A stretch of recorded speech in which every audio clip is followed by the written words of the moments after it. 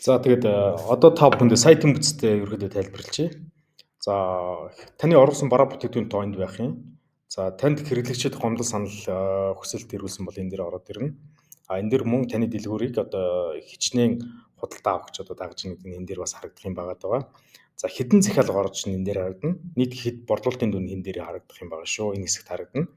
За захиалга орж үйл энэ дээр харагдана. За хүргэсэн тохиолдолд энэ дээр харагдана. Хүргэж буй тохиолдол ингээд харагдаа явчихна гэсэн үг. За борлуулалтын үйлс мэдээж үнийн дүнгээрээ харагдаа явчихна. Өмнөх сард эдэн төгрөг, энэ сард эдэн төгрөг бүтээгдэхүүний тоо, оруулсан тоо нь ингээд энэ дашбордоос харагдчихна. За энэ хэсэгтээ та орж ирсэн мөнгөө татан дээр дараа татаа авч болно гэсэн үг. Тэгээд бүтээгдэхүүний өмнөгт энэ дээр дарчна.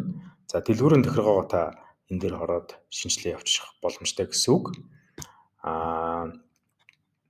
За банкны мэдээллийн ийшээ ороод та засах шаардлагатай гэсэн үг.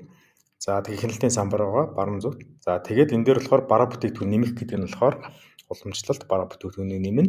За тэгээд энэ дээр болохоор дижитал бүтээгдэхүүн гэдэг нь болохоор амны орон сууц худалдаалах гэж байгаа одоо юу гэдгийг файл одоо хэлбэрээр гэрээ контракт зарах гэж байгаа бол дижитал бүтээгдэхүүнийг сонгож явуулдаг байгаа. За энэ бол үнэлгээтэй холбоотой бүх шалгалтууд ороод ирдэг байгаа. За энэ дээр бол нөхцөл листүүд ороод ирдэг байгаа.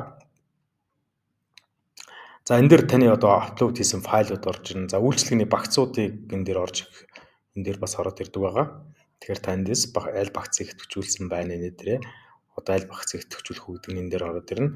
За захиалгууд мэдээж энэ дээр захиалга гэсэн хэсэгт орж ирнэ. За дэлгүүрийн тохиргоо, за төлбөрийн төвөг татах гэдэг энэ бүх холбоотой юмуд орж ирнэ.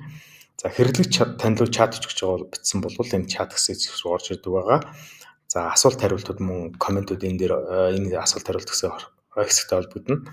Мөн манайхаас холбогдох нэмэлт мэдээллийг асуух гэж байгаа бол та Артомтай холбогдох гэдэг энэ дээр та хүсэлтүүдээ бичээд явждаг болох хэрэгтэй байгаамаа. За тэгээд яаж бараа нэмэх вэ? Ийм алдаа гарч байна. Окей.